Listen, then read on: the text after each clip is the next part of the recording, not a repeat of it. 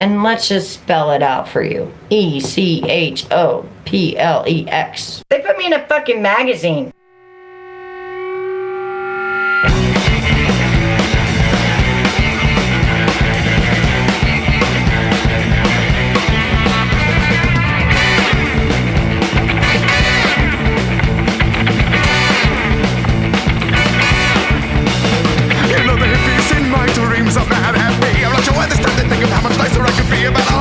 To be convinced of saying a legacy just guilty trash to white people.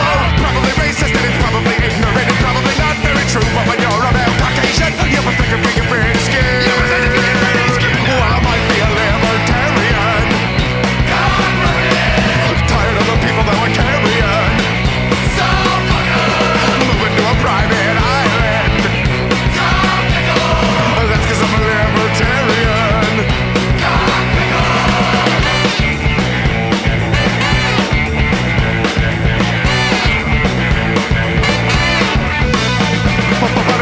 Someday I'll start composting until then all of this shit goes to the landfill. It was already super shitty, but now it's uninhabitable. I meant they marked a local pretty down river or a family or crappy town is from the 50s. We'll turn that shit back into energy, we'll build the world of tomorrow.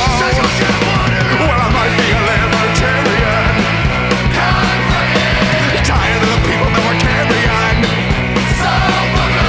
Moving to a private island. That's cause I'm a libertarian.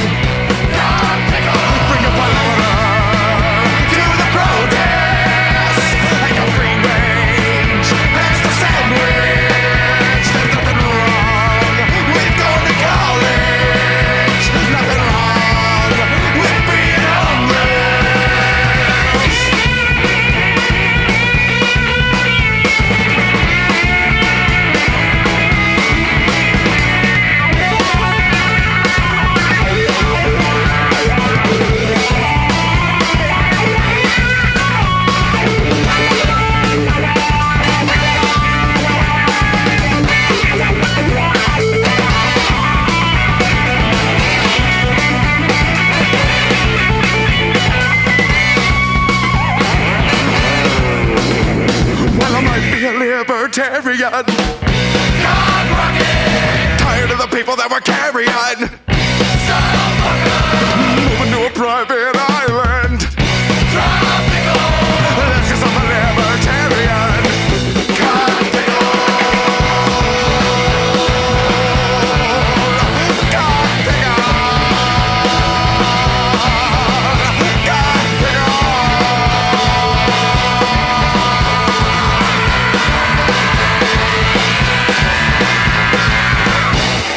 All right, everybody, welcome to the Plex. We do the show live every Sunday, 7 p.m. Pacific, right here on Twitch, twitch.tv/EchoPlex Media.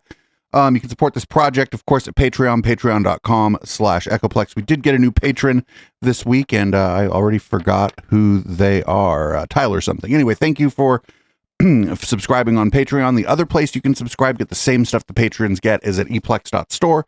If you're a Twitch sub, you get 25% off of your subscription there, and also you get a discount for any of the merch in our shop.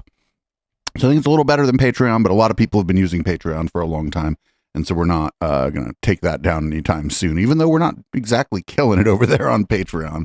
Thanks to everybody on Twitch who supports this channel through bits, subs, gift subs, direct donations. That's where a good amount of our income comes from for this show. Also, of course, shout out to Fourth Wall.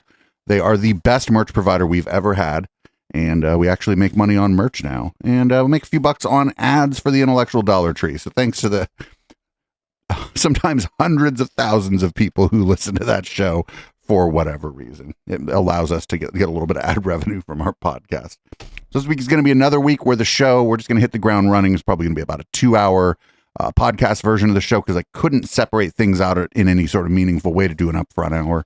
So people get a little bit of extra. And on the podcast feed, you'll maybe hear a little bit more of what the live show's like. Because I'm not going to sit here for 2 hours and not respond to anything anyone says in chat. Real quick, Tuesday night, we're going to go live. It's not down ballot in Local Love, though. Local Love's still around. There's a Local Love podcast just dropped this last week. You can get it on YouTube or your podcatchers. We had a band called Goldview on. It was great. We're just not doing that one live anymore. But Tuesday night, there's an evening meeting of the Shasta County Board of Supervisors. So we're going to watch that live. I believe Lisa, also known as Monocle Girl, or our lovely lawyer lady, will be back joining me. She was here last night for Conspiracy Bingo Catterday. Toughed it out a little bit, dealt with the fucking absolute craziness of that, and that was a lot of fun. It'll be good to have her because she, she lives up there, so she'll have a bit of a unique perspective on what's going on. And the evening meetings of the Shasta County Board of Supervisors are always a shit show. And I think it's been a long time since we've actually done one live. So bang docket in the chat to get our story list for the week. And if you're listening on the podcast, of course, you can just grab the docket from the show notes. If the show notes aren't showing up on your podcatcher, let me know. I found out that there was one podcatcher where it wasn't showing up, and I was able to remedy it fairly quickly. So this first one, I just didn't know where to put, so I put it first. I was like really unsure of where to put this absolute legendary camera work. This is from the NRA summit or whatever that happened. I believe it was during the week, and this is Governor Kristi Noem of South Dakota. Now, I probably don't look like a traditional NRA member. The media would have us believe that the NRA is only made up of old white guys. And all you old white guys can be proud and raise your hands.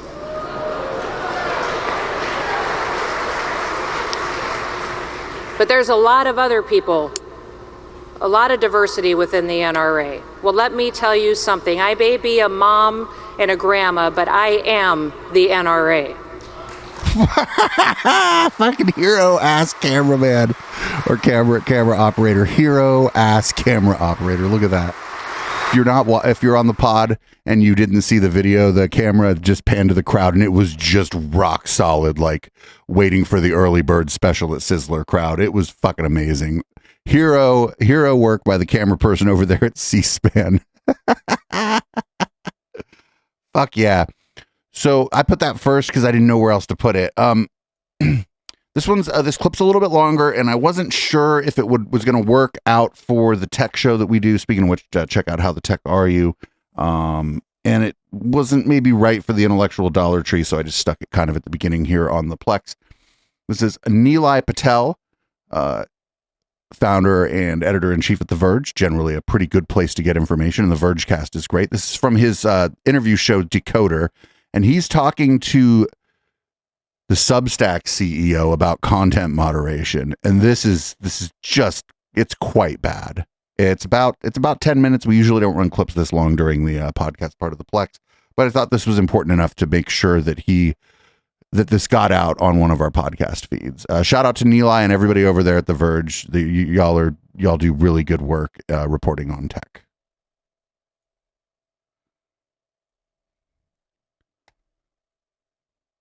All right, last question on Notes. Notes is the most consumer-y feature, right? You're saying it's inheriting a bunch of expectations from the consumer social platforms, whether or not you really want it to, right? It's inheriting the expectations of Twitter, even from Twitter itself. It's inheriting the expectations that you should be able to flirt with people and not have to subscribe to their email lists. In that spectrum of content moderation, it's the top. It's the tip of the spear. The expectations are you will moderate that thing just like any big social platform will moderate. Up until now, you've had the out of being able to say, look, we are an enterprise software provider. Like, if people don't want to pay for this newsletter that's full of anti-vax information, fine. If people don't want to pay or subscribe to this newsletter where somebody has harsh views on trans people, fine. That's the choice. The market will do it. And because you're the enterprise software provider, you've had some cover. You run the social network that inherits all the expectations of the social network. People start posting that stuff, and the feed is algorithmic, and that's what gets engagement. That's a real problem for you, right? Have you thought about how you're going to moderate Notes? We think about this stuff a lot. You might be surprised. I know you do, but like this. Oh, the fucking this typical tech answer, right? It's the Mark Zuckerberg answer. It's we're thinking about this a lot, and we're trying to connect people. This is a very different product. Here's how I think about this, is that Substack is neither an enterprise software provider nor a social network in the way that we're, in the mold that we're used to experiencing them. Our self-conception, the thing that we are attempting to build, and I think if you look at the constituent pieces, in fact, the emerging reality is we are a new thing called a subscription network. where people are. Yes, a new thing called a subscription network. No one has ever subscribed to things before Substack. Being directly to others, where the order in the system is sort of like emergent from the empowered, not just the readers, but also the writers. And we believe that we can make something different and better than what came before with social networking. The way that I think about this is, if we draw a distinction between moderation and censorship, right? Where moderation is, hey, I want to be a part of a community, of a place where, there's a vibe, or there's a set of rules, or there's a set of norms, or there's an expectation of what I'm going to see and not see that is good for me. And the thing that I'm coming to is going to like try to enforce that set of rules, versus censorship, where you come and say, although you may want to be a part of this thing, and this other person may want to be a part of it too, and you may want to talk to each other and send emails, a third party is going to step in and say, you shall not do that. We shall prevent that. And I think with the legacy social networks, the way that business model has pulled those feeds to be is that it's pulled them ever closer, right? There hasn't been a great idea for how do we do moderation without censorship. And I think in a subscription network, that becomes possible. How? I mean, I just want to be clear. If somebody shows up on Substack and says all brown people are animals and they shouldn't be allowed in America, you're going to censor that. That's just flatly against your terms of service. So we do have a terms of service that have narrowly prescribed things that are not allowed on the platform. That one I'm pretty sure is just flatly against your terms of service. You would not allow that one. That's why I picked it. I think so. There are extreme cases, right? Oh, this guy's an idiot. The guy that runs Substack is an idiot. This is like a layup.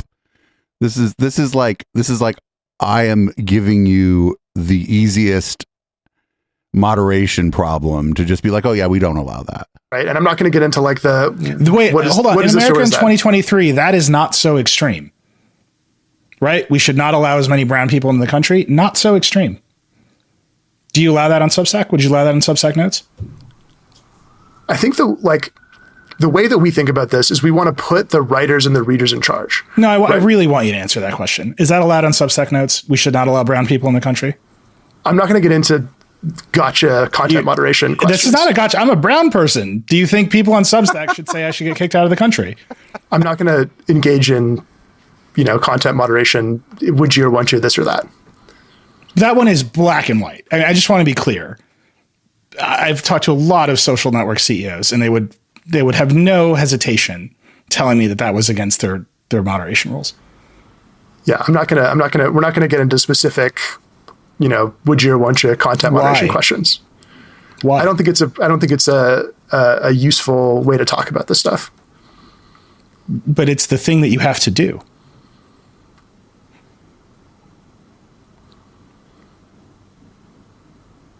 Right? I mean, you have to make these decisions. This is silence. The way that we think about this is, yes, there is going to be a terms of service. We are going to have, we have content policies that are deliberately tuned to allow lots of things that we disagree with, that we, strongly disagree with. We think we have a strong commitment to freedom of speech, freedom of the press. We think these are, essential ingredients in a free society. We think that it would be a failure for us to build a new kind of network that can't support those ideals. And we want to design the network in a way where people are in control of their experience, where they're able to do that stuff.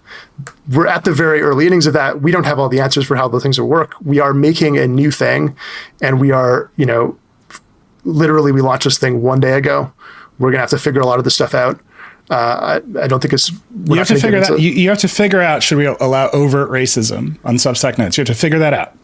No, I'm not going to engage in speculation, specific, would you allow this or that content question. We know the answer. The answer is yes, we're going to allow this. That's what he's not saying it, but we know the answer is yeah, actually.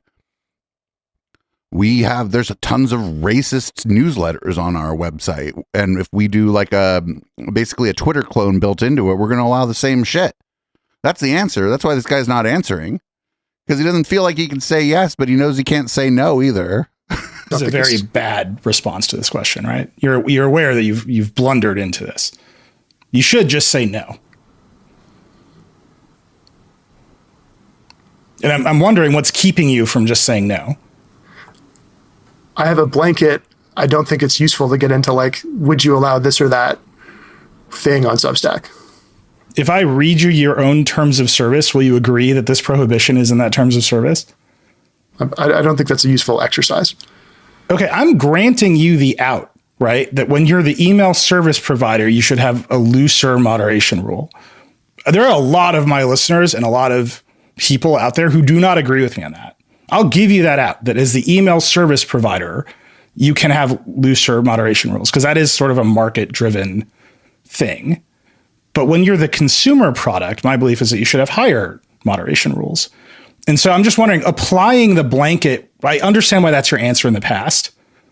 I'm wondering why it's just like there's a piece here that I'm missing of now it's the consumer product. Do you not think that it should have a different set of moderation standards? You are free to have that belief. And I do think it's possible that there will be different moderation standards. I do think it's an interesting thing. I think the place that we maybe differ is you're coming at this from a point where you think that if something is, because something is bad, somebody in chat said that this isn't a good use of time answer is infuriating because actually, if you're being interviewed, the interviewer thinks it's a good use of time to ask the question to possibly get the answer, or they wouldn't ask the fucking question. Grant that this thing is a terrible, bad thing. Yeah, I think you should grant that this idea is bad. That therefore censorship of it is the most effective tool to prevent that. And I think we've run, in my estimation, over the past, 5 years, however long it's been, a grand experiment in the idea that pervasive censorship successfully combats ideas that the owners of platforms don't like. And my read is that that hasn't actually worked. That hasn't been a success. It hasn't caused those ideas not to exist. It hasn't built trust. It hasn't ended polarization. It hasn't done any of those things.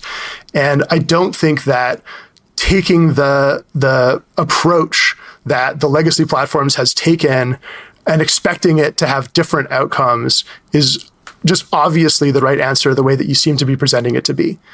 And I don't think that's a question of like, some particular objection. I understand the philosophical right argument. Or wrong. Wait, I want to be clear. I think government speech regulations are horrible, right? I think that's bad. I don't think there should be government censorship in this country, but I think companies should state their values and go out into the marketplace and live up to their values. And I think the platform companies, for better or worse, have missed it on their values a lot for a variety of reasons. And when I ask you this question, right, it's, do you make software to spread abhorrent views that allows abhorrent views to spread? That's just a statement of values. That's why you have a terms of service. I know that there's stuff that you want allow Substack to be used for because I can read it in your terms of service. And that feels like not a big philosophical conversation about freedom of speech, which I will have at the drop of a hat, as listeners to this show know, but actually you saying, you know what, I don't want to state my values. And I'm just wondering why that is. I think the conversation about freedom of speech is the essential conversation to have. I don't think this let me play a gotcha and ask this or that is. But Substack is not the government, right? Substack is a company that competes in the marketplace. Substack is not the government, but we still believe that it's essential to promote freedom of the press and freedom of speech. We don't think that that is a thing that's limited to something the government should do. So if Substack Notes becomes overrun by racism and transphobia, that's fine with you? We're going to have to work very hard to make Substack Notes be a great place to have, the readers and the writers be in charge, where you can have, the kinds of conversations that you find valuable. That's the exciting challenge that we have ahead of us.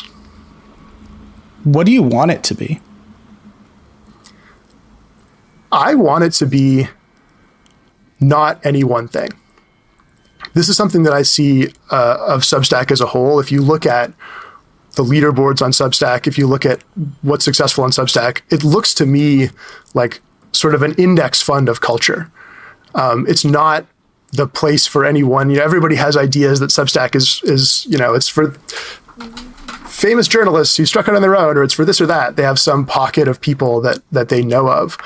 But I think if Substack can live up to the grand ambition that we have for it, it will not feel like one monolithic place that has one set of rules, that has one vibe or one overarching thing, but it'll feel like a place where, every Substack is its own island, as it is today, where you can have your own rules for your community, where you can have you can set quite strict rules. You're operating within the very loose sort of like overall platform-wide rules, and where writers and readers exercise their freedom to make those spaces feel very different and to have different experiences. How does that express itself in Substack notes, right? If I post a note and I don't want people to participate in a certain way, do I have the moderation tools to prevent that from happening? Yes. Today, they're pretty basic. You can mute people, you can block people. We're very shortly going to be adding the ability to limit replies to paying subscribers of your Substack. And I think there's a lot more that we can do beyond those basic tools as we build this thing out in partnership with the people that are using it, to give you more and more power to shape your experience and the experience around the things you make. If someone wants to set a set of moderation standards on Substack notes for their community that runs right into your terms of service, how do you make that determination? I mean, we review it compared to the terms of service. Who does that review? We have a team, and ultimately we, the founders, do it if it is a big question.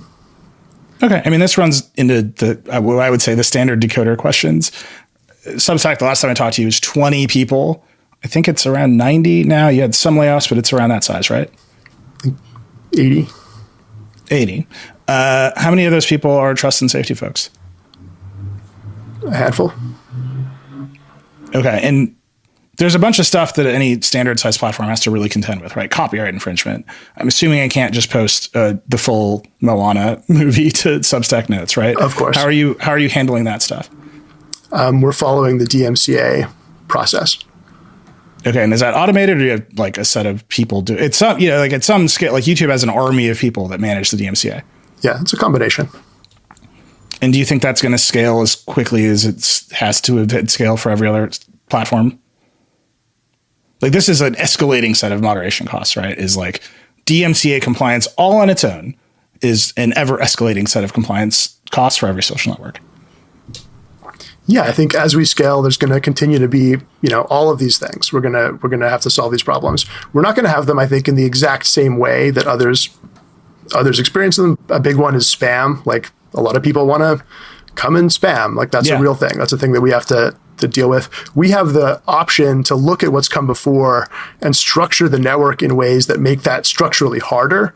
But even given that, it's not like there's no silver bullet solution. We're going to have mitigation efforts that happen. Yo, that guy wouldn't answer the question. I know that was a little longer than the clips we usually play on the Sunday show or whatever, but that guy was just he was trying so hard to do a Mark Zuckerberg. But the difference is that guy wasn't willing to do what Zuckerberg's willing to do. Zuckerberg's willing to just fucking lie to you. That guy could have just lied. He could have just said, no, we're not going to allow that. That's not allowed on Substack right now. We know that that's not true, that it is allowed on Substack. But what I think's going on here is this guy's trying to up the ante on what's happening on Twitter. I think that's his goal. And he's not going to state that as his goal because they're still trying to get investors, right? They're not public. They don't have stock. They're right now trying to get more people to invest in Substack. And if this guy just comes out and goes, actually, you see what's kind of happening over on Twitter, where it's all the racists and the anti-trans people and stuff are getting their signal boosted by the algorithm, and a bunch of people that were banned were let back on so long as they had never criticized Elon Musk personally, which is why, by the way, Alex Jones isn't on there, because Alex Jones has gone after Elon Musk quite a few times, and Elon Musk has a bit of a thin skin. So he's not going to say that. So he could have just lied and said, no, this isn't allowed, but he doesn't even have the fucking stones to lie. The dude's an idiot. The dude is fucking stupid, and he's an asshole. And so, of course, he runs Substack. Substack was the place where all of the fucking anti-vaxxers went. That's what made Substack huge, was during the pandemic. All the anti-vaxxers and COVID contrarians and whatever were over on Substack. So if he does like a Twitter clone, that's what the Twitter clone's going to be. It's going to be fucking transphobia and all that shit too. It's going to be transphobia, homophobia. That's going to be what fucking rises to the top of this, what they're calling Substack Notes, which is just a Twitter clone. And as well, he should be. Elon Musk is terrified of this, right? Elon Musk lashed out at Substack this week, or was it last week, where he wasn't allowing like people to like or post links to Substack and shit because he was like claiming that they stole the Twitter database. But no, he mad about Substack Notes because it's gonna up the ante on what's going on Twitter. It's gonna like bridge. It's gonna be more like it's gonna be like Gab, but like people are gonna be doing this with like a lot of academic window dressing. But it's gonna be the same concepts you see on Gab. This is gonna be a shit show. I started a Substack. I posted a bunch of our articles on there, but I just want to see what's going on Notes. Like that's what I'm going to be doing tomorrow and possibly part of Tuesday is just poking my head around and seeing what's going on Substack Notes, because I guarantee you it's a shit show. It's absolute fucking shit show, and that's what this guy wants, I think, but he can't come out and say it. And I don't think it's going to be that popular. I think people are going to prefer Twitter over it just because they're already on Twitter. It's not going to offer you anything Twitter's not offering. It's just going to like be an amplification of everything that's bad with Twitter, but it's all going to be fucking Substack weirdos. Like it's gonna be like Matt Taibbi and fucking Barry Weiss and fucking all the fucking IDW hangers on and fucking like, I don't know. There's just going to be just the worst fucking people, and they're going to be the most popular, and it's going to be a shit show. And I'm fucking here for it. I am fucking here for it. That's why I sleep in every day. A little bit of self-care. Now, unfortunately, we have to move on to the what I'm calling the TYT Why I Left the Left arc. And I chose the piece of content that I've chosen here for a specific reason. Like all the kind of original stuff that launched this is like well known. Everybody saw the clips of Anna like getting real mad, basically, that people had corrected her and said, hey, you know, you're sort of, even though we don't think that you share the beliefs of these reactionaries, you're sort of spreading their message, and they're all latching on to what you're saying.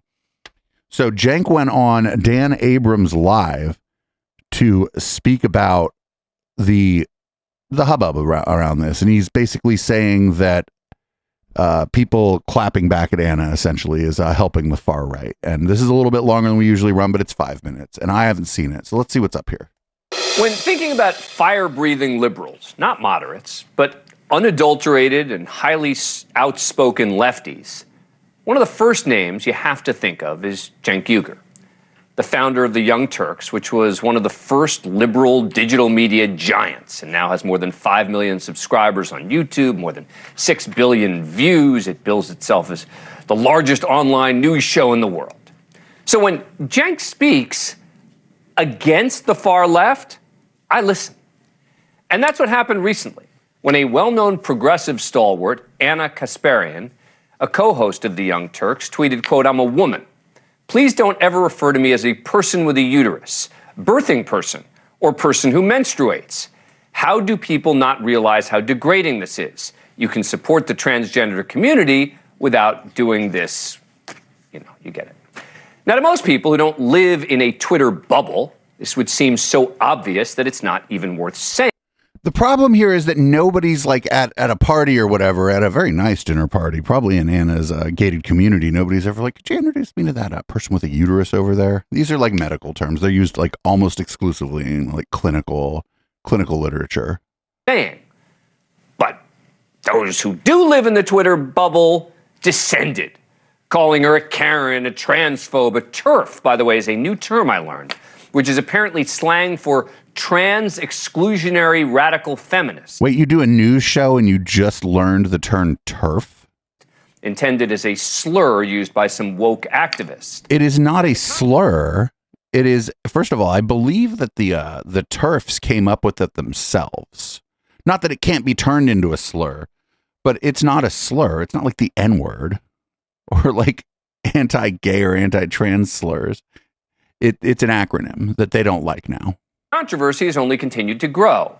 To her credit, Kasparian didn't back down, tweeting this week, LOL, the meltdowns over wanting to be referred to as a woman rather than a birthing person is pretty wild. I'll never apologize for that, especially as a biological woman who's had a lifetime of being told I'm less than. I'm a woman, no apologies. And now the big boss, Uyghur, has jumped into the fray to defend Kasparian. And it's all descending into the type of thing many on the far right will no doubt delight in. And are already liberals eating liberals, so to speak. But this is about more than that. Uyghur, who will join us in a moment, is trying to talk common sense to his fellow liberals, pointing out the extreme fringes are dominating the conversation. But the extreme fringes they're talking about here are the people who write documents for like medical stuff. And trying to silence or marginalize. I've never called anybody a birthing person. I'm pretty woke, right? Like, I've never called anybody a birthing person or a person with a uterus. I may have said people with uteruses or people who may give birth, but it was probably in the context of talking about some transphobic shit, right? This is all very dumb. This is all very dumb, and it was a stupid thing to double down on. Majority in this country, in much the same way those on the far right fringes do. Uyghur writes, left-wing extremists help right-wing so much. 66% of this country is left-wing, according to polling on policy issues. They don't believe in defunding the police or being called Latinx or calling women birthing people or abolishing prisons. Anyone who claims they do is lying. Latinx, again, is mostly used in academia. Now, this is a conversation we've been actively having on this show for more than a year now. So joining us now is Cenk Uygur, founder and host of the Progressive Young Turks. Cenk, thanks for coming on the program. Really appreciate it. All right. So what is going on here, and why are you getting involved in this? Yeah.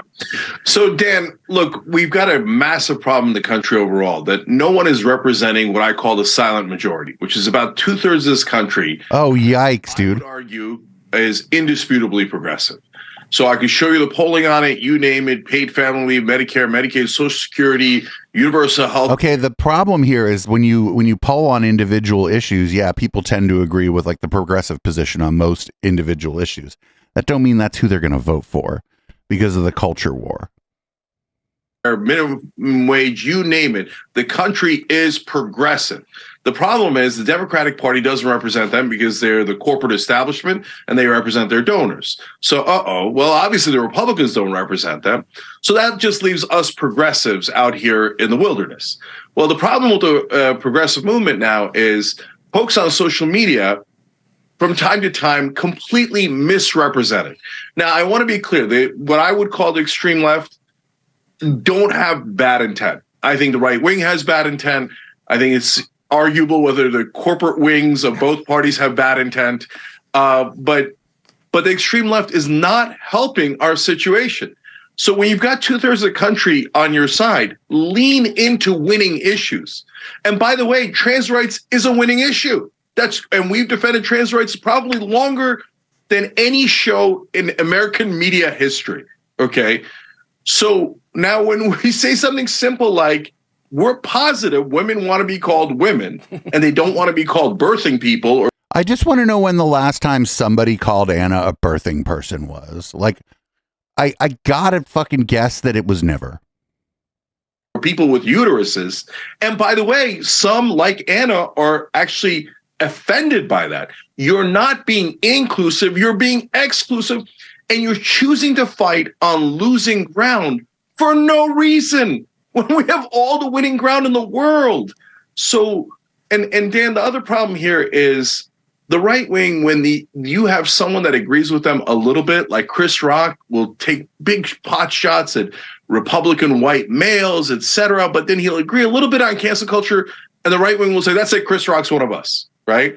On the left wing, we have the exact opposite situation, where somebody could fight for you for 200 years in a row. The minute they don't agree with the most extreme thing you've ever said, that's it, we're cutting them off. They're right wings, they're fascists, they're transphobes, etc. Yeah. We got to win elections so we can protect the LGBTQ community and all of us. So this is just more fucking tone policing from like the center. The center is the best at tone policing. And he's like, well, you need to be nicer, blah, blah, blah. And not for nothing. Like Anna had built up enough goodwill among trans people and other queer folks that when she first said that, people were pretty nice. At least anybody who was like, yeah, most people, basically anybody who had more than 1,000 followers or whatever, was pretty nice in the reply. They're like, hey, like people don't really call each other this in the, you know, in social situations or anything. This is like in medical literature mostly. This is for doctors, people who might give healthcare to people who have a uterus. And so that's the terminology they use. That's like people tried to explain and she just wasn't having any of it. She couldn't just be like, oh, you know, maybe you misunderstood what I was saying. I'm sorry. You know, it would have been, she had built up so much goodwill that she could have said, yeah, I probably shouldn't have said it like that. I'm real sorry. You know, let me think about this some more. And boom, we would have been done. Would have been fucking done. But no, can't do it. Got to double down. Always got to double down. And my guess, and it's just a guess, I don't have any secret knowledge or special knowledge of what's going on over there at the Young Turks. My guess is that maybe revenue's starting to either, maybe it's not growing like they'd like it to, or maybe it's even starting to go down a little bit as there more competition enters the marketplace of ideas. I don't have a lot of viewers, but I'm essentially the Young Turks competition. The Majority Report is their competition. David Pakman is their competition, you know? And I feel like they have a lot more overhead than, for example, the Majority Report, right? They have just a ton more staff, a much bigger studio. And so maybe it's harder for them to like turn a profit. And so this might be calculated. They might be tacking to what the center, because there's fucking money there. And I don't know. I hope not, because a lot of people in chat were saying they're like part of the pipeline that brings people into progressive streams. I'd be willing to bet a lot of people who listen to this podcast or who watch my stream maybe found the Young Turks first. And, you know, we had somebody in chat that said we had forgiven them for Jimmy Dore, Dave Rubin, and Michael Tracy, or Tracky Tracy, because we figured they just made mistakes or whatever, or couldn't see the future or whatever. But this one's different. And I don't know for sure, but it just seems like it's not out of the realm of possibility that they see some money in doing this. We'll see how it plays out, though. This could just go away in a couple weeks, because you know how the news cycle is on Twitter and the basically the online space. This could just all be gone in a week or two. Who fucking knows? I just feel like there's nothing wrong with being like, hey, you know, I probably should have said that a different way, or, you know, people have reached out to me and I realized that like I shouldn't be doing this, and that, you know, I'm listening to people now. There's nothing wrong with any of that. But when your intent, I don't know somebody's intent, when your intent isn't understanding, then maybe you're not going to understand. And I just want to know, like, was she at a party? Did somebody call her a birthing person at a party? Because I just doubt it.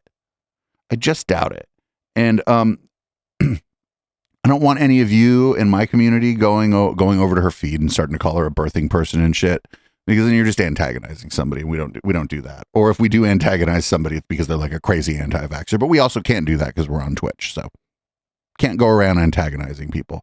So, yeah, this is dumb, and we'll see how it goes. We may see Anna or Jank on something like trigonometry in the next couple months. And if we see that, then yeah, it's about the money, baby. It's the money, Lebowski. And so, and if we don't see that and they just go back to what they were doing before and like kind of just let this go, then maybe I'm wrong. But I have a feeling that I'm right. I have a feeling that that they see money in them their gender critical hills. So that's that, and that's pretty much all I'm going to say about it. I don't think that I have anything more to say about that, and I have nothing more to add to this conversation. And I think if I keep talking about it, I'm just gonna fucking be throwing fuel on the fire. And this stuff is hurting people, so I don't want to be too deep into it. I have bigger fish to fry. Speaking of fish, you know, you could soak your fish in Bud Light and it might taste real good. This is Benny Johnson. He mad about the Bud Light. And so we must punish those people. We have to penalize them. We have to have it hurt for it to not happen again. And while we still have power in this country, which we do, we have the majority of the power, the transgender population is like 0.001 correction percent of the population. But that's not the people that you're outnumbered. The polling on this is pretty clear. People are for trans rights. Not as high as of a rate as people are for gay rights, which is a little confusing to me because we're all part of the same community, or at least I see it that way. But just because somebody is a small segment of society doesn't mean that everybody else is bigoted against them. If you're going to appeal to them, fine, there's going to be a suffering that happens. You are going to hurt by doing that. And we need more of it.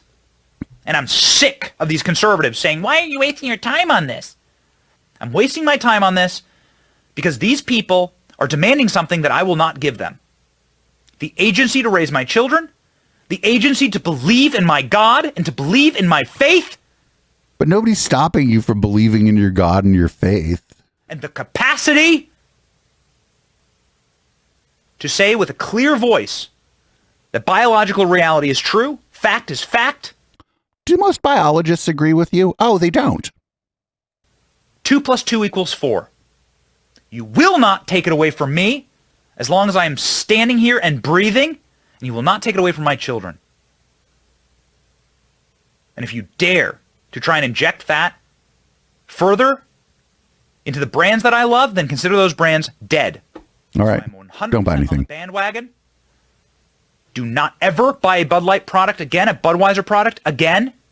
Anheuser-Busch makes a lot of shit. You'd be hard-pressed, like if you're at a bar, to try to not have a product from Anheuser-Busch. Be done. Extract pain. And wait for that company to apologize. Watch them grovel. They must fire everyone, get down on their knees, apologize, disavow. Man, are you going to cry? Disavow. I mean, it's okay if men cry, but about this? Are you going to cry about this? Then we can have a conversation. Then we can get started. That's it. That's what you will do. You will kneel before us and you will apologize. Until then, no Christian, no person of faith, no red-blooded American. If you have red blood in your veins, then you do not buy a Bud Light product. The end. The end. I'm the elite. I'm a blue blood. I don't like Bud Light, but Anheuser-Busch does make products that I drink. I'm almost certain. And not for nothing, where you gonna go? Whose fucking alcohol are you gonna drink? Every fucking alcohol company ever has fucking sponsored pride events. You're going to go to the craft brews? Oh, you're not going to like that. That craft brew industry. I don't know about the rest of the country, but here on the West Coast, that is a pretty fucking queer industry. So where are you going? Who you going to? You going to go to that weirdo we showed last week where they were trying to sell a 6-pack on the internet for $20 plus shipping? Is that the beer you're going to drink? Like, what alcohol are you going to drink? So my guess as to why the alcohol companies were kind of out ahead of a lot of other businesses on being, like, at least in their marketing, supportive of gay rights is that as a demographic, gay men continue to go out into their 30s. We continue to go to the bars. We continue to go to the clubs. Like, we just at a much higher rate than our straight counterparts. Gay women, not so much, but still more than their straight counterparts, like well into our 30s and 40s. And the reason is, for a long time, that was the only place we could go. The only gay spaces were gay bars, and some of them were speakeasies, right, where it wasn't really necessarily known that it was a gay bar, but you knew as a gay person that you could go there and maybe hook up. And so the alcohol companies were like, well, this seems like a good thing for us to market our product to, because there are people out there and they're drinking. And I don't know what else to tell you, baby. These alcohol companies make a lot of money on the bars and clubs.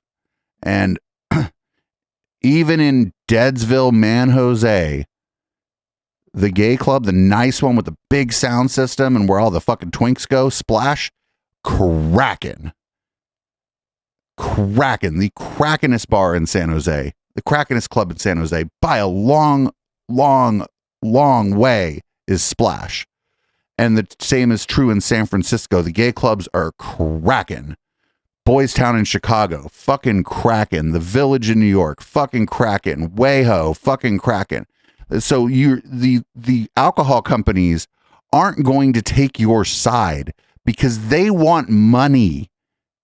And we, the gays, go out and spend money at the bars. So you're going to lose this fight. Not for nothing, a bigger sponsor of Pride events than Anheuser-Busch or Bud Light or Budweiser has been Coors. Coors has been just all over it for a long time. So can't drink Coors either, I guess. Fucking Jack Daniels is all up in that business. Fucking Sky Vodka's all up in that business. Fucking Kettle One all up in that business. What alcohol are you going to drink where they're like, oh, we don't market at gay bars? There's no alcohol that you're going to find that is produced in any kind of, that is produced at any kind of scale where they're like, no, we don't want the money from the gay bars, because that would be stupid. It would be so fucking stupid. Anyway, here's Marco Rubio talking about this. He's like, oh, the other countries, they're mocking us, and he's right, but I think he's right for the wrong reason. Yeah, the other countries are mocking us probably because we drink Bud Light in the first place, but also because this is funny. This is stupid. Other countries are definitely mocking the United States over this. And our culture, what we focused on as a culture? We're focused on the fact that now some man pretending to be a woman gets paid millions of dollars to sell Nike sports bras and Bud Light. So the world looks at that and said, this place is a laughingstock, and they react to it. And I could go on for an hour about all the things that we are being embarrassed on the world stage. Our adversaries are taking advantage of it, and our friends are saying, hey, we may have to go on our own here because these guys look like they're about to commit societal suicide. No, they're making fun of us because we're behaving like this. They're not like, oh, America's too woke. They're like, they're doing what now? What, they're not drinking Bud Light because what? I'm like, all right, whatever. So our next clip is of Caddy Montgomery. She went on something that appears to just be called, it's called Talkway. And she's on there to talk about the Bud Light boycott and all that. And they fucking pitched her voice down. I'm not fucking kidding. Check this out. Yeah, but I mean, sometimes brands do bad adverts, and I would just watch, a truck advert with Sadiq Khan and be like, oh, okay, I'm not buying their trucks. I don't know.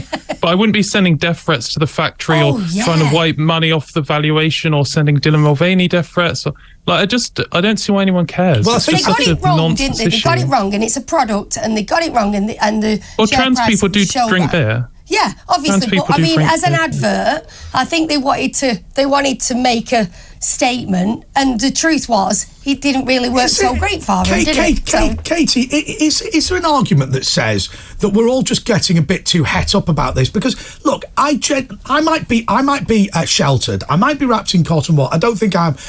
I don't go around every day and get faced with trans issues. I don't bump into lots of trans people. I had one friend who transitioned, but I mean, I just wonder whether we just think of this as a big issue of our age, and it really isn't. Yes, I mean, it's totally over the top. Like, the reaction is just ridiculous. Some people, this is like their whole lives. I mean, some of the people leading the charge for the boycott in the USA, like conservative commentator Matt Walsh and stuff, have dedicated, like, this is all they do now. They just talk about trans people, get angry, campaign to take away our rights. Yo, yeah, that's, I've been telling people that on Twitter too. I'm like, all you do all day is rage about fucking trans people on Twitter. I'm like, what the fuck is wrong with you? But what's really important there is they fucking pitch shifted her voice. It's fucking disgusting. It is fucking incredibly transphobic. Like, it's, and they didn't even, like, they didn't even do a good job of it. I can hear it. If Adam Rainstopper was here, Adam Rainstopper would know what I'm talking about. There was like some kind of shitty pitch shift software out there, and I think they used like shitty pitch shift software. Not to say that if they used high quality software, what they're doing would be better, but it was like so obvious what they were doing. It's gross. It's gross. These people are gross. What they did to her is gross. And I've been following Katie Montgomery on Twitter since before all this bullshit. There was always transphobia. Excuse me. But before it became like in vogue for like right-wing influencers to just rage all day about transphobia. And she seems like a fucking nice lady. Like, she's not hurting anybody. She's just out there advocating for her and people like her, which is all politics is anyway, is advocating for you and somebody like you, or people like you, or maybe people who aren't like you who you'd like to advocate for. But like, why did they pitch? I mean, I know why they pitch shifted her. They're fucking bigots. Anyway, we're done with the transphobia part of the show, or most done with most of the transphobia part of the show. Up next is a pretty cringe ad that was put out targeting Ron DeSantis, who hasn't even announced that he's running for president yet. Ron DeSantis loves sticking his fingers where they don't belong. And we're not just talking about pudding. DeSantis has his dirty fingers all over senior entitlements, like cutting Medicare, slashing Social Security, even raising our retirement age. Tell Ron DeSantis to keep his pudding fingers off our money. Oh, and somebody get this man a spoon. Make America Great Again, Inc. is responsible for the content of this advertisement. They didn't even know they were supposed to do two in the... Oh, sorry. They didn't even know, like, they like kind of poorly were implying a bad joke there, right? Here is Cocaine Don Jr. He's talking about flooding in Fort Lauderdale. And I do hope that his car is underwater at the Fort Lauderdale airport. Also need to talk about DeSantis being absent during natural disasters. I came into Miami last night because I couldn't get into Fort Lauderdale because there's historic flooding in the streets. My car is literally still at Fort Lauderdale Airport because I couldn't get in. I couldn't get there to be able to get my vehicle out because I'm hoping it's not underwater, but I wouldn't know because one of the major airports of America is shut down. Fuck your car. And where's Ron DeSantis? Ron DeSantis is in Ohio instead of Fort Lauderdale amid the drastic flooding. Okay, he had two events there today. Guess where he's going to be tomorrow? He is going to be at Liberty University. Now, if you're in Ohio, okay, and you do one event and there's flooding, I get it, but it happened yesterday and he's still in Ohio. Guess what? Leaders lead. If you have flooding in your state, I understand your ambition and the people who want to make a lot of money who are pushing you to run for president, but leaders lead. You get your ass on a plane and you come back and you deal with the issues, but no. He's just mad that he can't get his car, though. He didn't give a fuck about the people whose fucking place got flooded, their house got flooded. He's like, my Mercedes is flooded.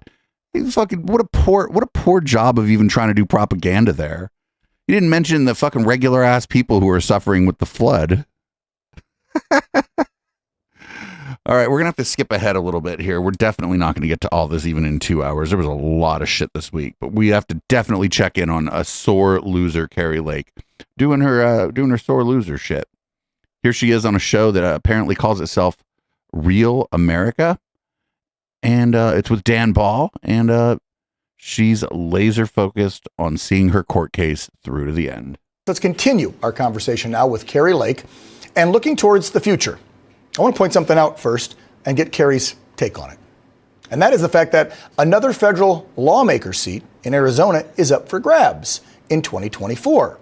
This as the newly independent Arizona Senator Kristen Sinema faces a re-election bid after leaving the Democrat Party just a few months ago. I'm sure you heard about that, right? So with that in mind, I got to point this out because Carrie's been very busy as of late, making a lot of visible political visits. Oh, please let Carrie Lake run for that seat. And they could put like just the shittiest Democrat up against Carrie Lake, and the shittiest Democrat would win. States. We told you about Iowa, Texas, Florida, D.C.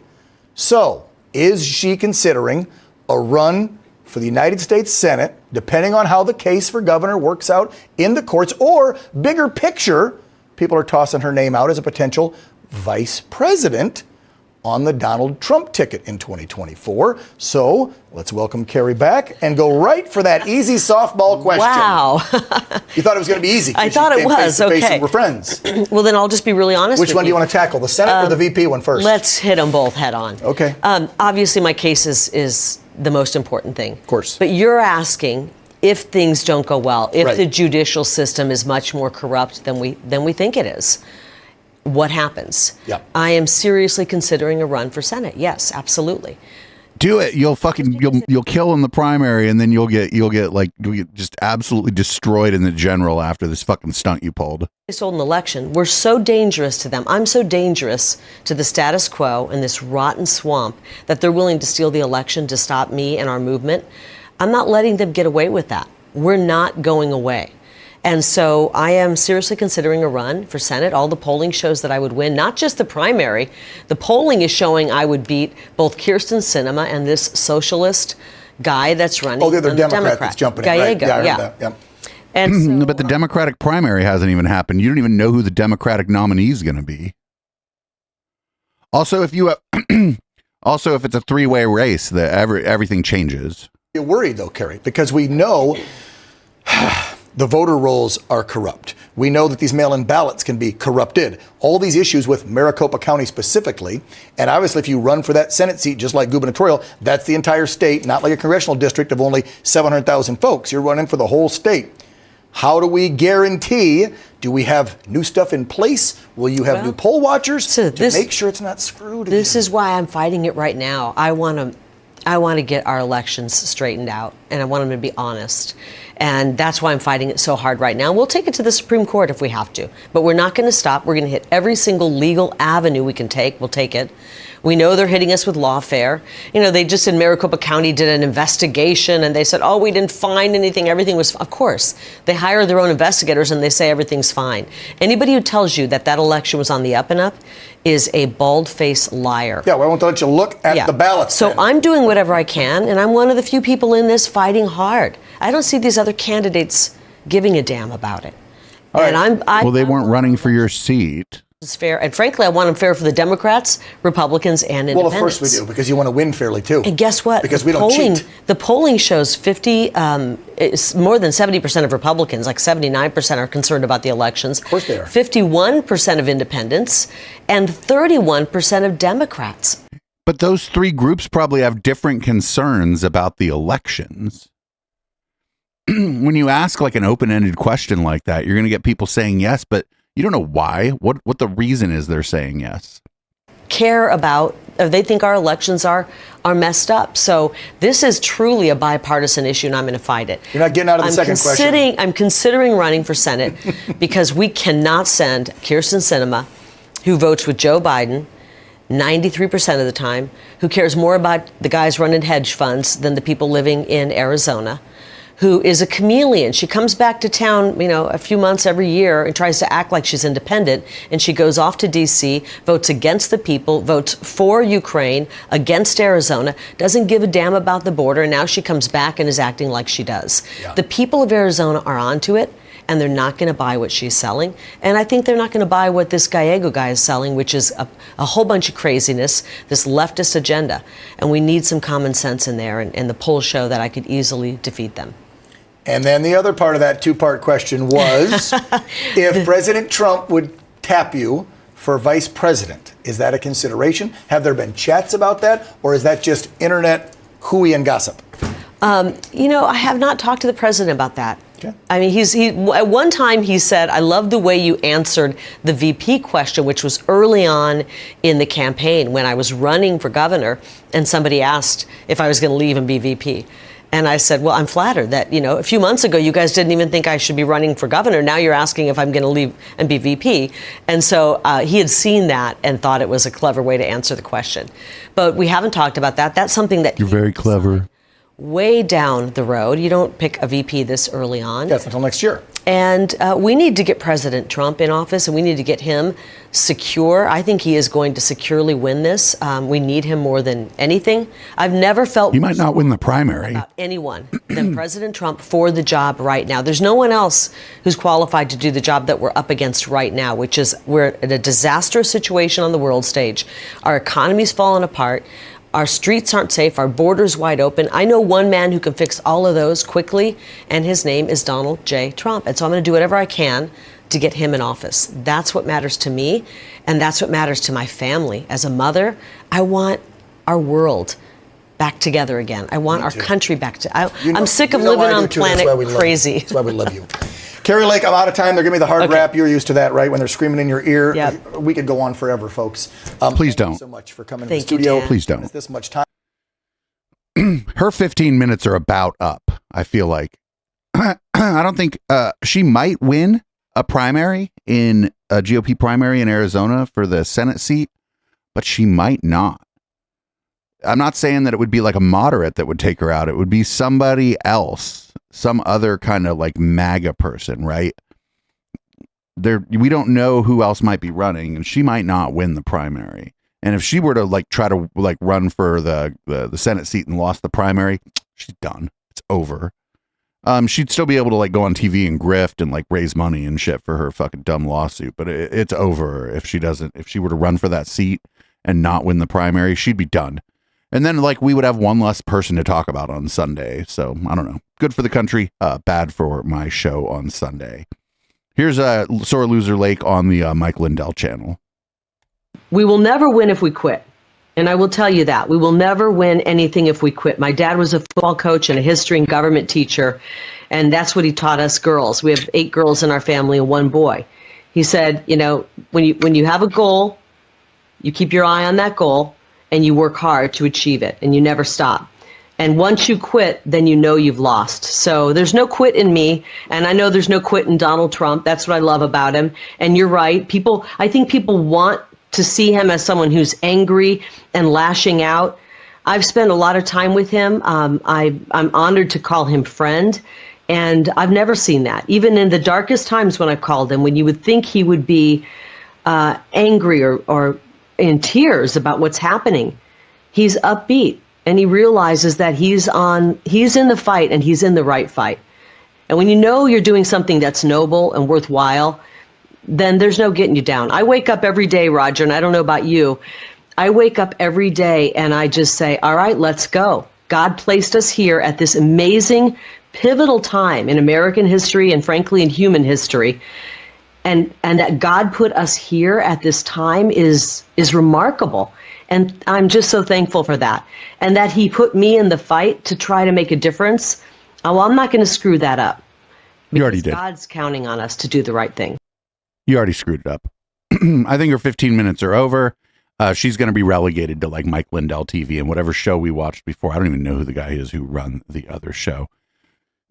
Yeah, like if she believes that like everything that happens is God's will, well then even God ain't interested in her having any fucking holding any office either, because God's supposed to control everything, which clearly I don't believe, but some of these people do.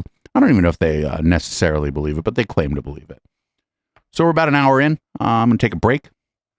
Don't worry. I'll leave you with a wonderful song. This is Nice Guys by NVS. When we come back, we'll hit the rest of this docket, and then an hour from now, we'll be into Red Light.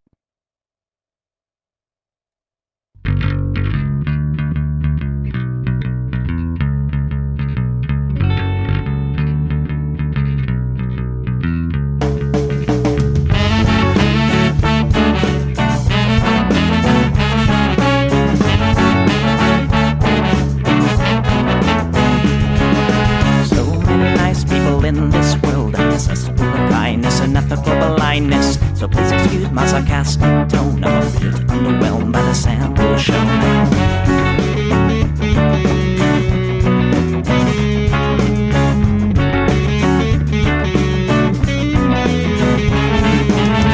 Mr. Bistro fraternity guy, you got my ass full of bloodshot eyes. Get drunk and fight every night. Idolize Bradley, belittle women's rights.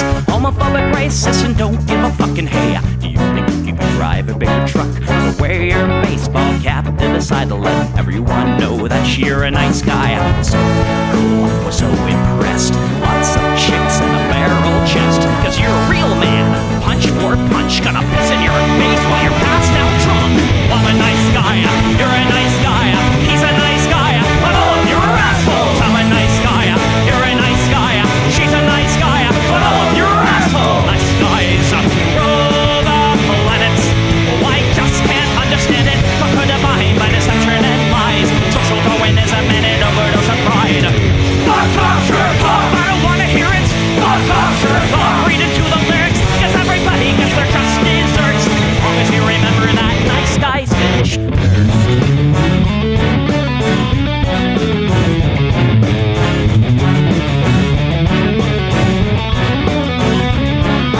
Mr. Whitebeard, you're next on the list.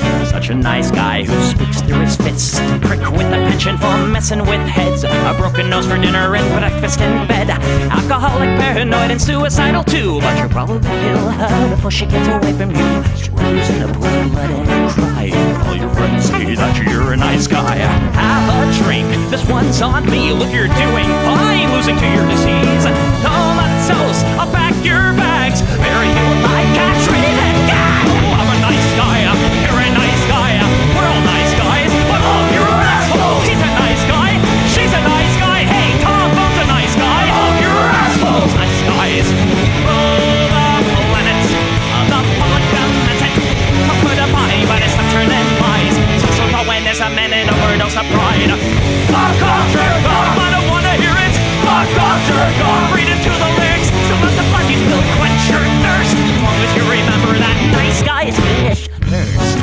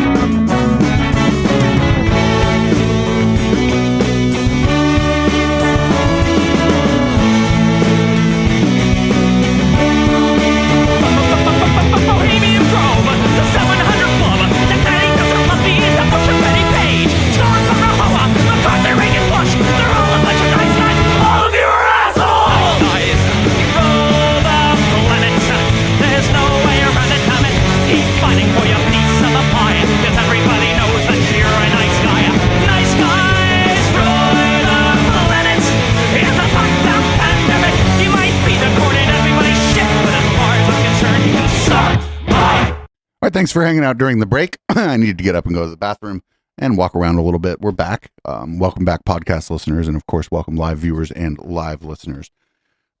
Franklin, Tennessee is a suburb of Nashville, and they are thinking about having a Pride festival. And well, we're gonna do some public comment about that because it's it's exactly what you might expect.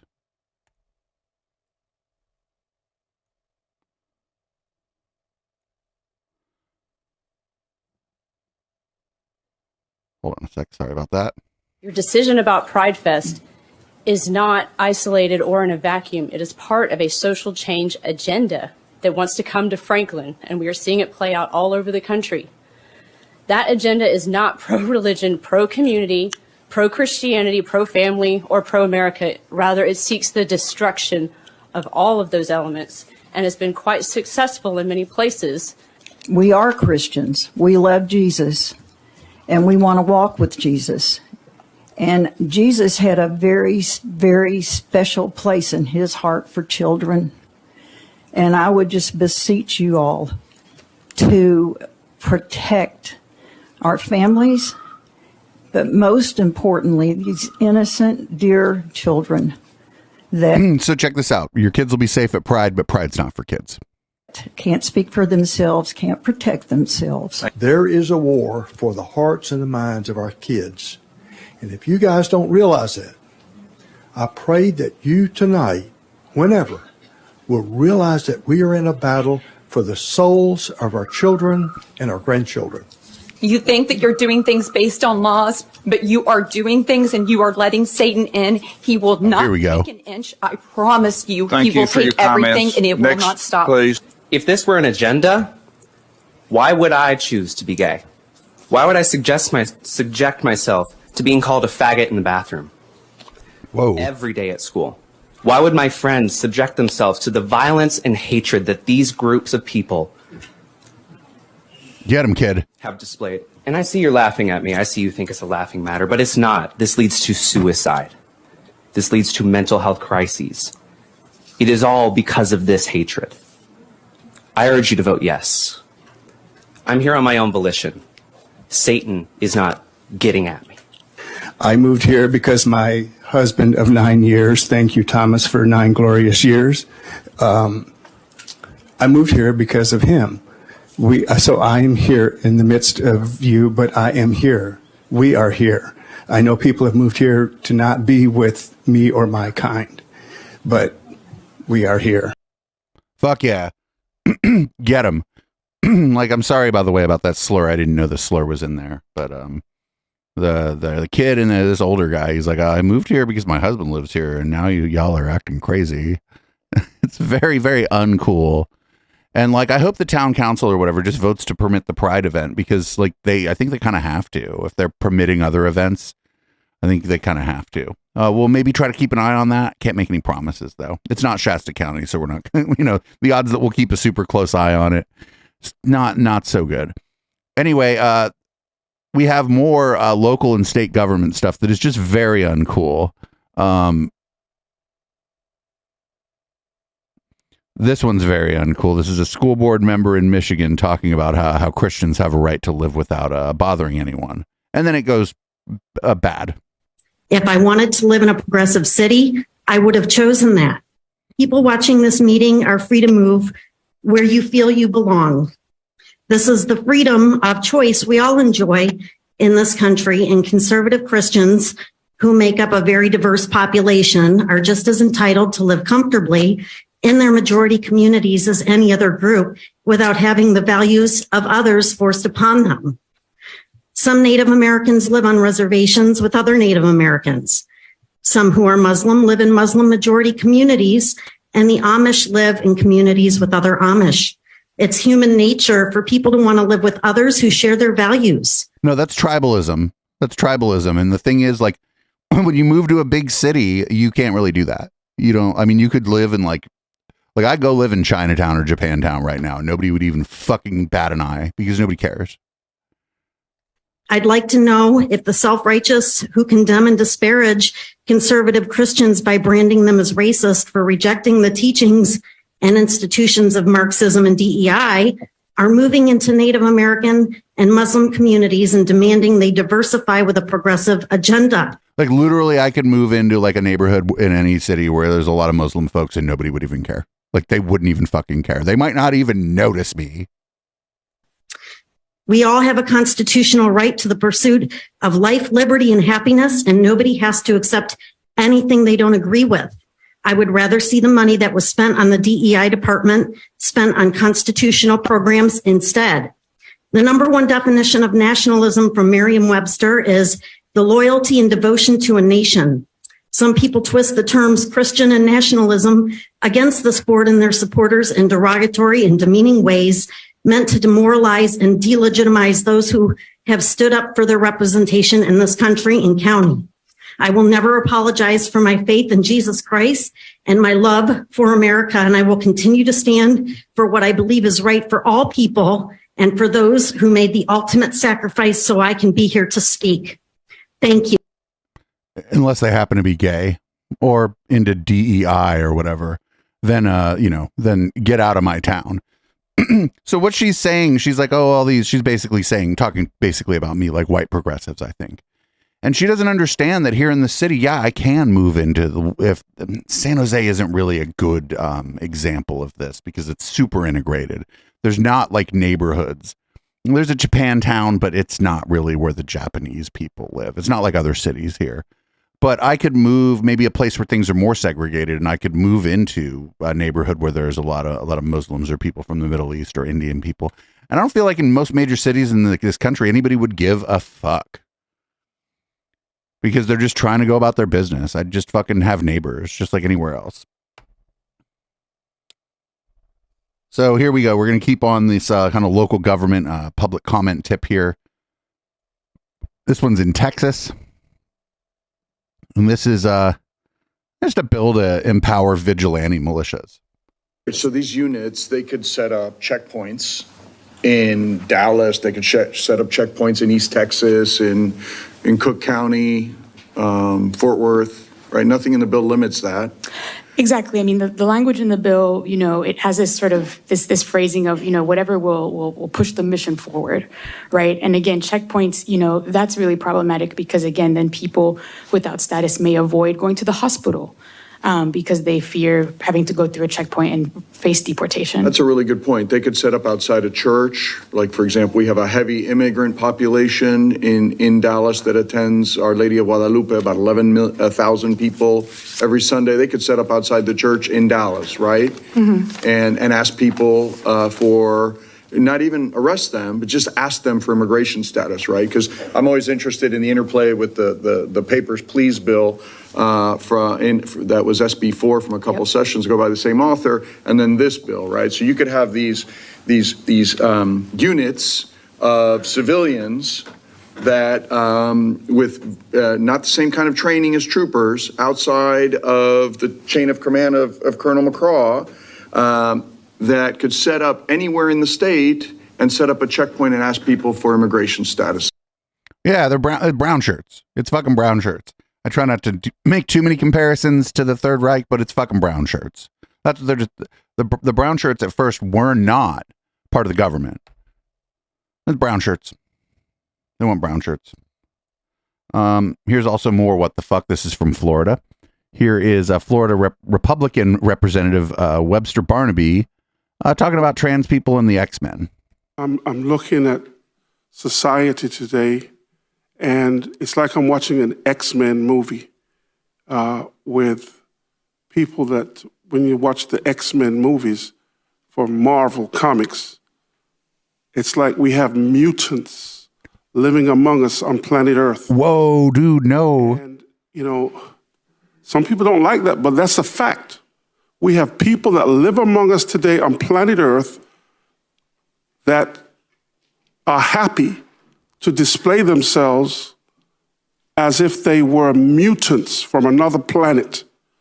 What the fuck? Yo, that's pretty extra, right? Like, my God. This is the planet Earth. Well, thanks, dude. What shape do you think it is? Where God created men, male, and women, female. I'm a proud Christian, conservative Republican. I'm not on the fence. Not on the fence. There is so much darkness in our world today. So much evil in our world today. And so many people who are afraid to address the evil, the dysphoria, the dysfunction. I'm not afraid to address the dysphoria or the dysfunction. The Lord rebuke you, Satan, and all of your demons. And just start talking, just start speaking in tongues, motherfucker. Imps who come and parade before us. That's right, I called you demons and imps who come and parade before us and pretend that you are part of this world. We are. So I'm saying my righteous indignation is stirred. I am sick and it's indignation. I wouldn't call it righteous. I'm not going to put up with it. You can test me and try to take me on, but I promise you I'll win every time. Let's all vote up on this bill. Thank you. Ain't no hate like Christian love, let me tell you. My God. You just called fucking like queer people mutants. Also, in the X-Men, the mutants were the good guys. Right? There was like the X-Men were the good guys, dude. I don't know what else to. They were the good guys. You're the bad guy. You would be the bad guy in the X-Men. Like, it was literally, it's like literally an allegory for racism and bigotry. That's what the X-Men is. Like, I don't even watch this shit, and I know that. I'm not a movie person myself. I know a lot of people here do like a lot of movies or whatever. I'm not a movie person, but I know what it's about. It's about hate, bigotry, racism. That's the point of it. And we got one more local government or state government thing. This is the Philadelphia mayoral race. And, well, yikes. One of your campaign slogans is pick up the bleep trash. Littering, illegal dumping, and some timey garbage pickup system continues to be a persistent problem in the city. Where Philadelphia trucks some of its trash has spurred accusations of pollution and environmental racism, specifically from the residents of Chester. Would you, as mayor, keep or change the existing waste disposal contracts? So, I really don't, I'm not sure, because I would bid it out, but I'm not sure if that changes it or not. But Chester is Chester. I'm worried about Philadelphians and how their lives are. And so what will come first to me is what would be... But Chester's right next to you. ...for my Philadelphians. So you don't care about Chester? I do care. The trash that's coming from Philadelphia. I do care, but I don't work for them if I'm the mayor. I work for Philadelphia. No. And the trash has to go somewhere. And whoever gets it's going to be unhappy with it. Well, that's not really an appropriate answer. Okay. That dude's going to lose. That, you know who's not going to fucking be the mayor of Philadelphia ever? That guy. Do we have Jeff Gold. That response is the same way you treat the black and brown community. Okay, thank you very much. He's like, because I think Chester is like a mostly black suburb of Philadelphia, and that lady's like, well, that's just how you treat the black people here too. So shout out to that lady at the end for being like, well, you don't like the black folks here either. Fucking, oh my fucking God. What a horrible part of the show we did. It was like the worst 20 minutes of fucking content we've done in a long time. And at this point, we need something funny. So here's something funny. Wait a minute. Did I get blocked by whoever this is? That's fine. I can get around that. Here's something funny.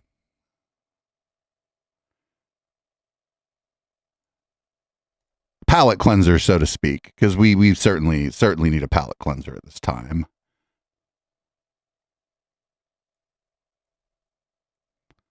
Oh, it's gone. Nope, the video's gone. Well, no palate cleanser. It's gone. It isn't the person limits it. It's that I can't get to the video. Yep, it's not there. Check for saved version. Nope. Yeah, it's not there. Sorry, everybody. No palate cleanser this week. I guess that's the way it goes sometimes. If I had more time and like money and resources, we'd download every video that we're going to play and do it a different way, but I just don't have time for that. Ooh, we have how much more do we have here? Oh my God. Yeah, we're not. Oh dear. Okay, we're gonna have to be pretty careful here. Let's check in on old Bob Larson. You know Bob Larson, frequent flyer on our Cults and the Satanic Panic show. Well, Bob Larson has something to say about the new Dungeons and Dragons movie, and I bet you can kind of guess the gist of what old Bob Larson has to say about the new Dungeons and Dragons movie. Probably the same thing Bob Larson been saying about Dungeons and Dragons for the last 40 years.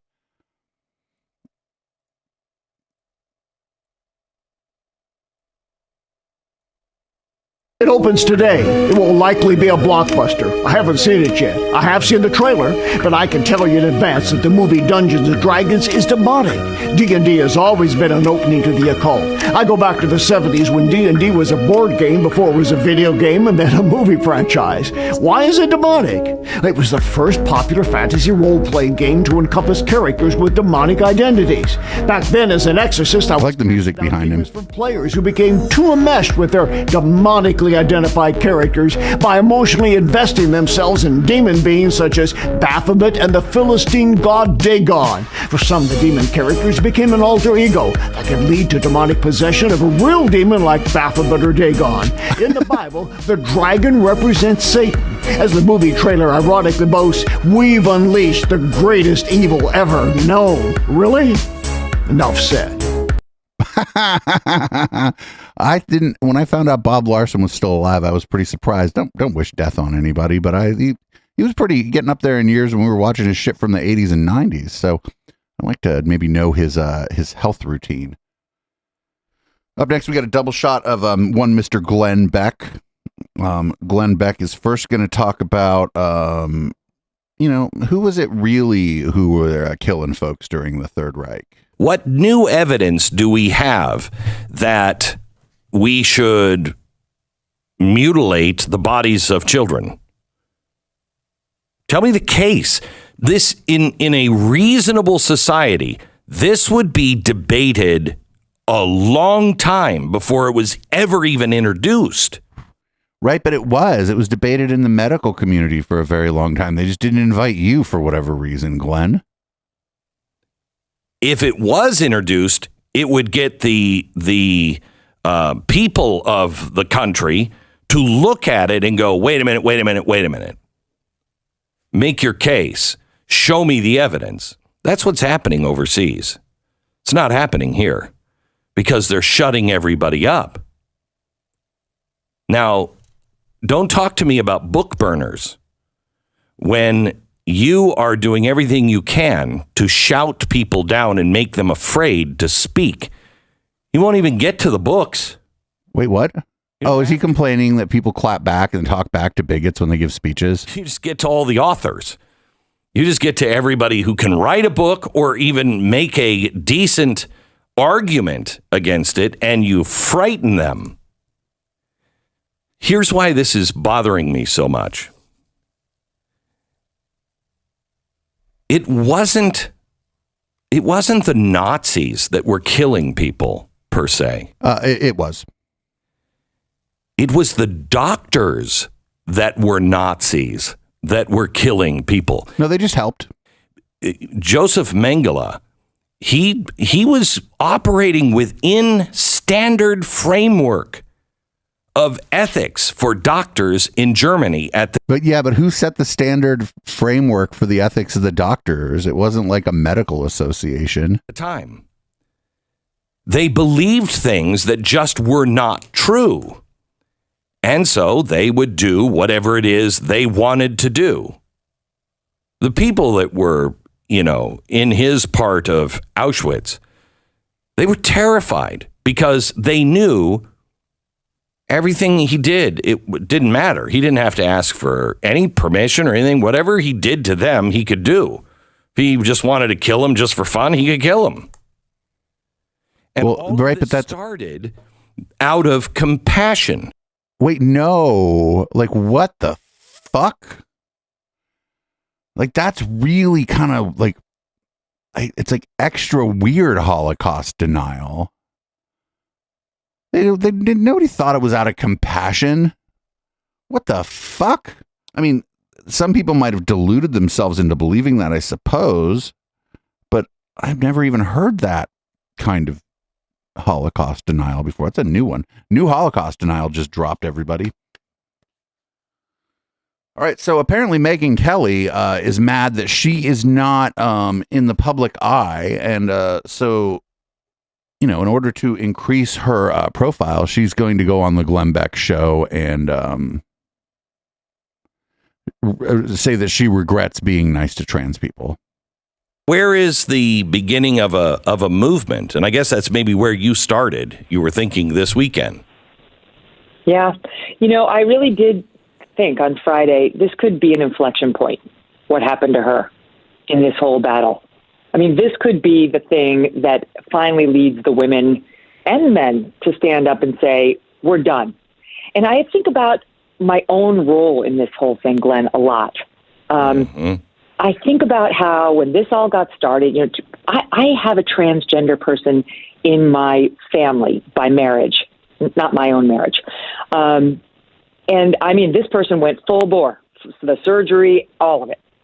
And it was deeply traumatic on those around that person in the immediate family. But I had sympathy for them because they went through it at a time when there was no support for this. They had to go to Canada to get all the surgeries. And I remember saying, don't bully, be loving, be kind. You don't understand. This is still the one group that people feel comfortable teasing and bullying, and it's wrong. And I don't think I was wrong to say that. But when I went to NBC, I did segments on how children were struggling with this, and perhaps there was a lane to help that. I regret that. I did not see where that was going to take us. Tolerance, and I think an innate ability amongst most Americans to live and let live, be kind, be supportive, try not to judge, understand some people have mental frailties, has been abused and is now morphed into the abuse of children by a system at every turn, and the dishonest posing as a trans person by people who have other mental disorders and worm their way into women's spaces, taking advantage of that need to be kind, of that innate instinct to be empathetic. And it's time to say, I'm putting my empathy in the back seat. I'm fighting for what's right. And if somebody who's claiming to have this mental disorder is offended, too bad. Up until about 2 minutes ago, it was recognized as a mental disorder by the psychiatry experts in America. It's only now that you're not allowed to say that. Well, nothing changed other than... Except the expert consensus changed.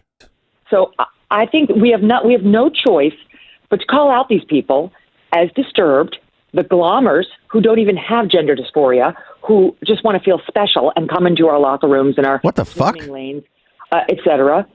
She's trying to bring back the idea of like trans trenders or whatever. You remember when that was the thing? Mulvaney and all of the brands sponsoring him need to be called out.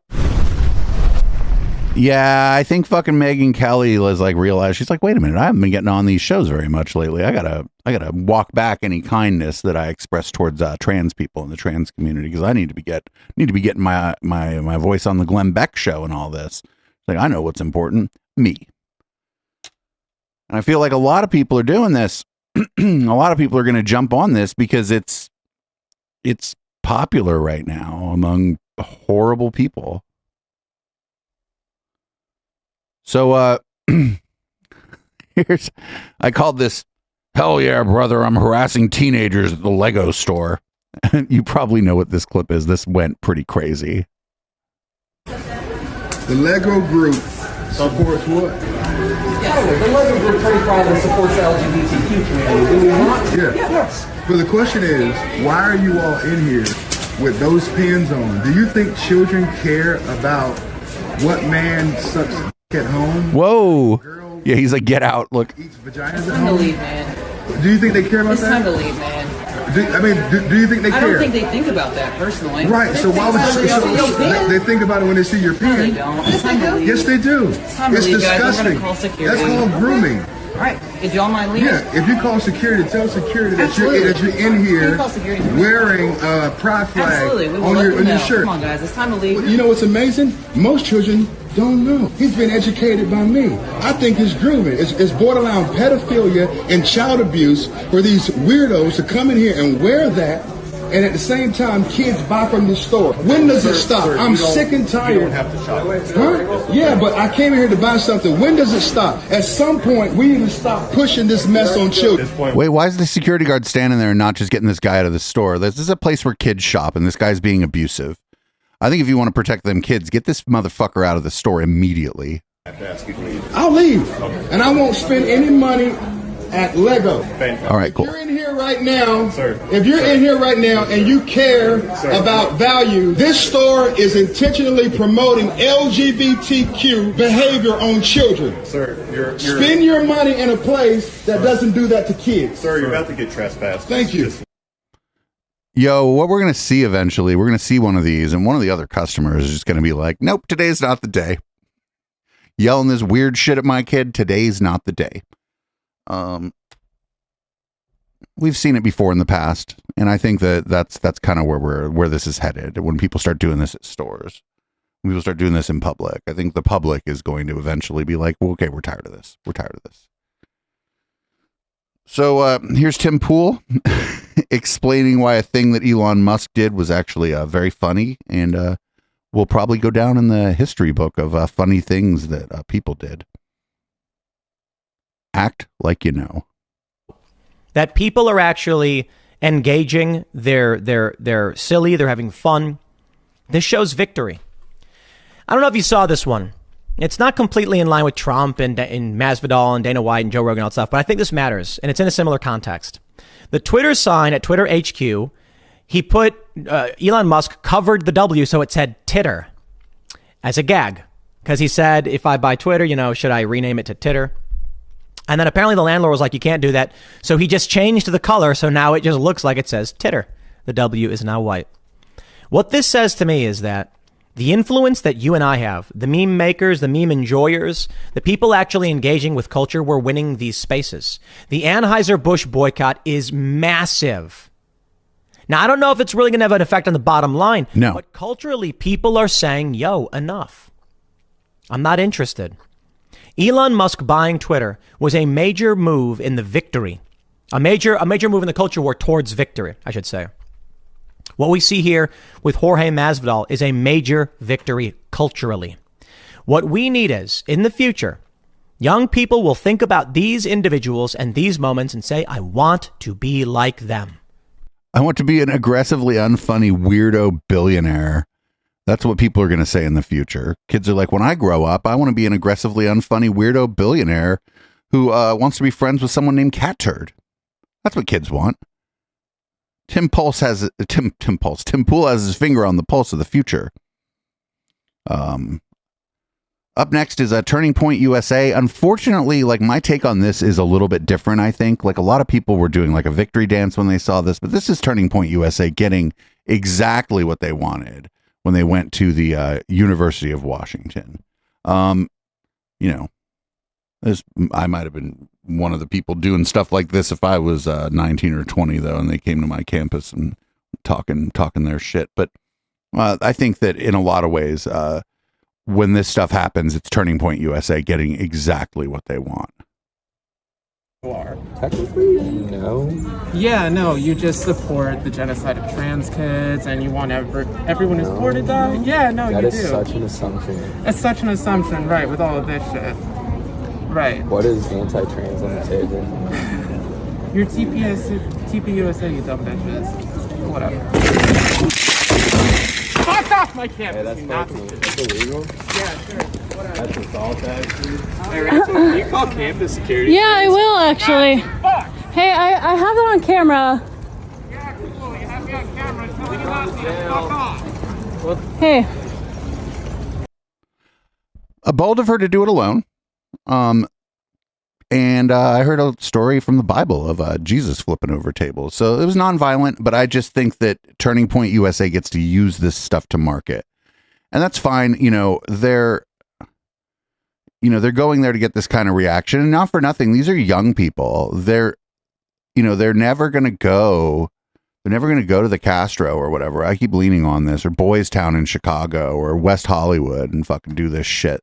They always go to places where they know there's adequate security and the people are all mostly under 25. So they're not going to get people who've thought things through very well. Whereas if they go to the Castro and they try to do some of their little stunts, talk their shit about queer people, those people have kind of thought these scenarios through before. And the response would be a little bit different, and they would not like what happened if they did that. Here's Charlie Kirk from Turning Point USA on that guy, the Discord leaker, we'll call him. He leaked a bunch of classified documents and did it basically to show off to the fucking weirdos in his Discord chat, which is a strange reason to get yourself thrown in jail, possibly for treason. But Charlie has a different take on this, as you might imagine. That stuff is embarrassing, but it's just basic intelligence. But the leaks show that we, the American government, were also spying on our own allies. Israel, South Korea, and even Ukraine. Everybody's spying on everybody, you dumb fuck. We have an intelligence assessment where our leaders talk about the prospect of pressuring Israel to break its neutrality and send weapons to Ukraine. We have another document that suggests we're spying on the private communications of South Korea's leaders. Yes. where they debate They're whether probably trying to spy on American communications. Everybody's spying on everybody. to send any of their weapons. Now, the only thing that might save this leaker is if this leaker is trans. If this leaker is trans, then he or she might receive a pardon. You might say, oh, Charlie, that's outrageous. Not when Manning got a pardon simply because Chelsea Manning had their sentence commuted. That Manning was trans. Remember, Obama pardoned a commutation, not a pardon. Yep, that's a big difference. That person's still a felon. Similar, but technically different. Yes, technically different. Their sentence was commuted. Yes, it's a big difference, actually. That person still has a felony on their record. So, shout out to Chelsea Manning, by the way. Here's more Charlie Kirk. He thinks he wants more people involved in political activism, but if he were to get more people involved in political activism, he wouldn't probably really like it so much. I think part of the issue, and this is human nature, so I want your thoughts on this as we close out this segment, Kurt, is that the trappings of America, the trappings of Western society, we have a lot of wealth, a lot of free time, a lot of luxury. And I think people are afraid, literally afraid, to leave comfort and to go into the fight. The only good wrinkle I see out of mass inflation and America becoming poor is that people might actually be willing to get involved in political activism again. Is because you're actually going to be super poor. And I know it sounds really sick and twisted, but it's actually true. It's like, okay, you can't go on a vacation. Maybe you should actually fight for your country. Well, you look, human nature is like that. Most people want to live nice, comfortable lives. Unfortunately, and I think it's going to be a problem for them down the road. The cultural Marxists have decided they cultural Marxists. Oh, just straight up anti-Semitism. Okay. They have to afflict these people. They have to go and hassle them. Somebody was saying, again, another conservative who's just not basic goes, well, I'm tolerant. I think we should just live and let live. Dude, I tried living and let living. And you had grown men twerking in thongs in front of little kids' faces. Don't tell me about tolerance.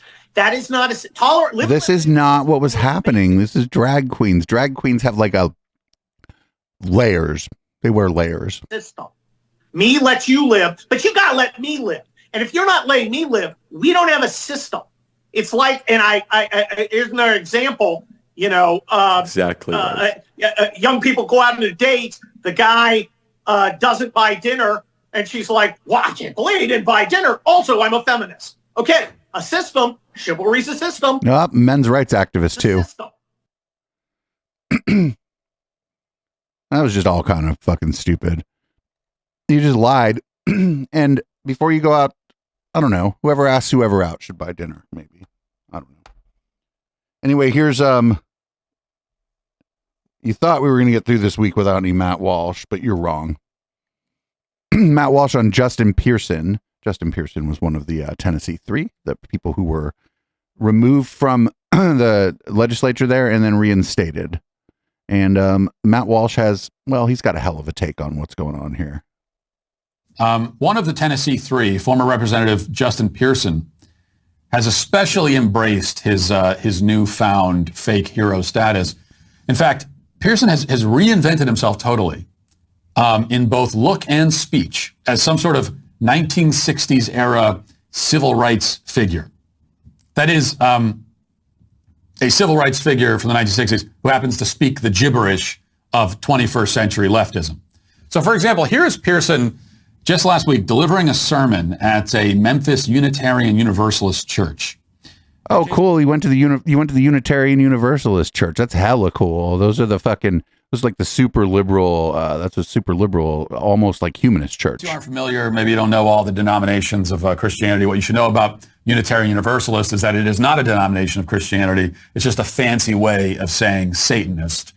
I wouldn't say Satanist. I would say humanist, but Matt may not see the distinction there. See in this clip. Watch.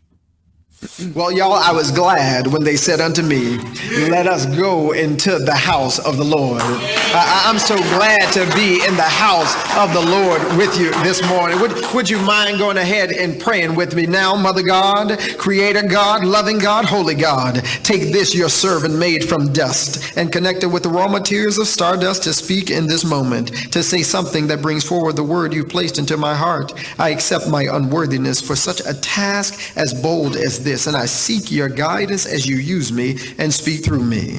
To the ancestor preachers who made sermons from hymns, moans, and groans, and spirituals from the bondage of slavery, speak now through this your descendant. Yeah, it's very interesting because he begins by trying to speak, like a biblical prophet in the King James Version of the Old Testament.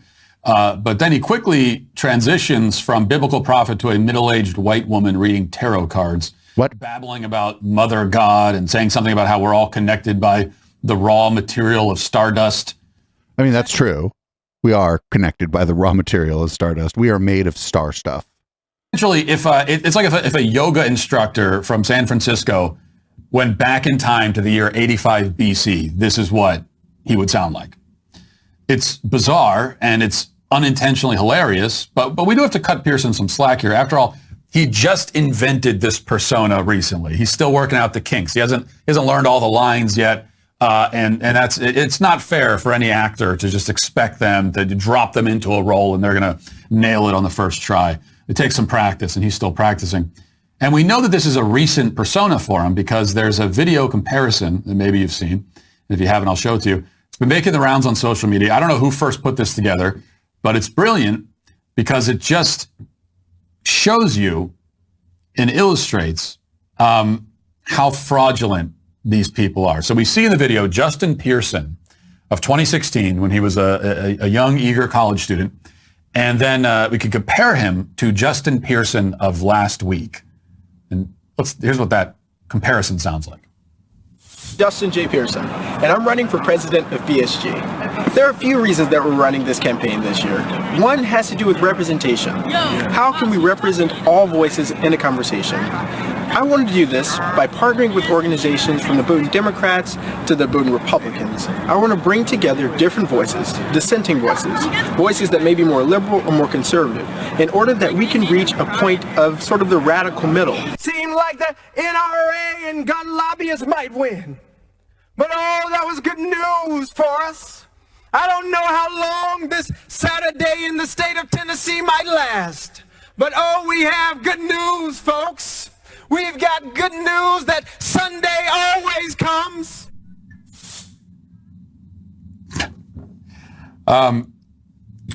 He doesn't really sound like a 1960s civil rights figure, which is what he's trying to sound like and look like. He sounds like he's doing a parody of one. This is the worst case of blackface that we've seen since. Whoa! No, you can't do blackface if your face is black. It's literally impossible. Except that Pearson's actually black. Yeah. And he's still doing blackface. Wait, what? Nevertheless, he is performing. And we know he's performing because now we know what he sounded like before the performance started. No, how do we know the first one wasn't a performance? It's not at all a convincing performance, of course. In fact, I didn't think I'd see a performance less convincing than Dylan Mulvaney's portrayal of womanhood until Pearson. Oh, you had to throw that in there too. Really give him a run for his money. This is what the left promotes and encourages. Empty performance taken to comical, almost surreal extremes. They give us heroes and leaders who are cartoons, who are hollow and paper thin, who are, it always turns out, conniving cowards, gutless frauds, and self-aggrandizing performance artists. So people in chat are pointing out it's called code switching. I'm not the right one to talk about it, but luckily enough, I have somewhere to send you. Brandon Bradford on Twitter. I bet a lot of you follow him. He's great. I met him first in real life when he was a food server at one of my friend's restaurants. He had a great thread about code switching on Twitter. You might want to look it up. It was, I'm pretty woke, but there's definitely stuff in there that I didn't know. But yeah, it's just code switching. And we all do it, actually. We all do it. we talk differently to people at work than we do at the bar. We all code switch. It's just that for black folks, a lot of times it's maybe more important, or I don't even know if more important is the word. Like I said, check out Brandon's thread on it. I don't want to like butcher this too badly. And also, if you're not following Brandon Bradford on Twitter, make sure you are. He's a good dude in real life, spreading good messages on Twitter. Let's go with Michael Knowles next, because I know that's just what everybody wants is more of the Daily Wire crew as we start to work our way into red light here. This is an event that he did he spoke at for Young Americans for Freedom, and he just mad about gay marriage. This is why it is not only cowardly but extremely foolish of conservatives to cede ground to the libs. I see this especially on the issue of marriage. Many otherwise conservative people will say, "Oh, Michael, we've got to give up the marriage issue. We lost the debate. We've got to move on."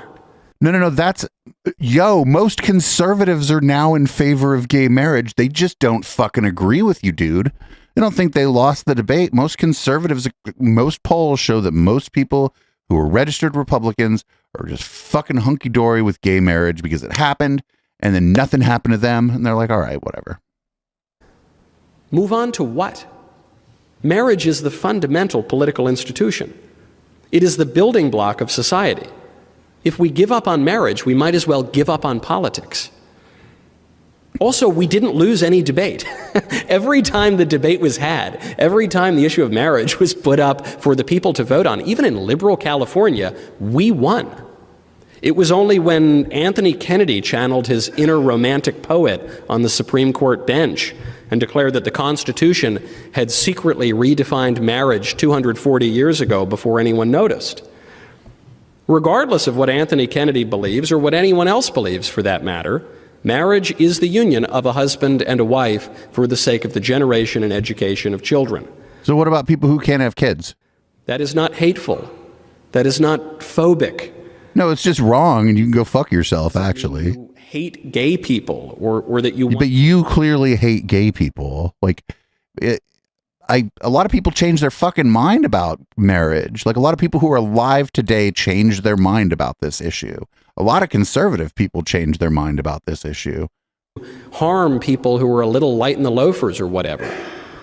Hey, I'm the only one allowed to say that people are light in the loafers around here, dude. Just a social fact.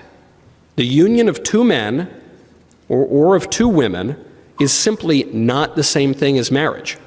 It is. It's legally, it's just a legal contract. If they were the same thing, that would mean that there is no meaningful difference between men and women. And if there's no meaningful difference between men and women, then conservatives have no grounds for opposing any number of other liberal policies, including the issue that everyone is constantly talking about today, transgenderism. Well, yeah, but y'all did that. Y'all did that. And you don't have to believe there's no difference between men and women to think men can get married to men and women can get married to women. Kind of built into that is that there's difference between men and women. Like, because you're talking about them as separate groups of people. But yeah, like any two consenting adults who are not already engaged in a marriage contract can now engage in a marriage contract. And it's just fucking tough shit. Nobody cares. Like, every time they do polling, the support for gay marriage is more than the last time they did polling. I think it polls somewhere in like 70 to 75% now. That's very high for what is supposed to be like what he's trying to feed to us as a divisive issue. And it's not a divisive issue. We're done with that shit. It's over.